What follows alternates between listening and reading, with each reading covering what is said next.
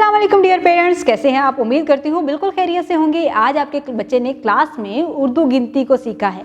आपके बच्चे को क्लास वर्क उसने बहुत अच्छे तरीके से किया। अब होमवर्क मिला है, आपने उसकी डायरी चेक करनी है। उस डायरी के मुताबिक बच्चे को आपने होमवर्क मुकम्मल करवाना है। जो भी बच्चे को काम मिले आपने अपनी अंडर ऑब्जर्वेशन इसको कंप्लीट करवाना है। जो भी इंस्ट्रक्शन दी गई थी उसको फॉलो करते हुए काम करवाना है। अब आपने बच्चे को उर्दू गिनती से मुतारफ़ करवाना है। कैसे? घर में बहुत सी चीज़ें हैं, बच्चों से उनकी गिनती करवाएं और बताएं कि हमारे घर में कितनी कितनी कौन कौन सी चीज़ें हैं। जैसे सोफ़ा है तो सोफ़ा कितने सोफ़े हैं उनकी गिनती करवाएं।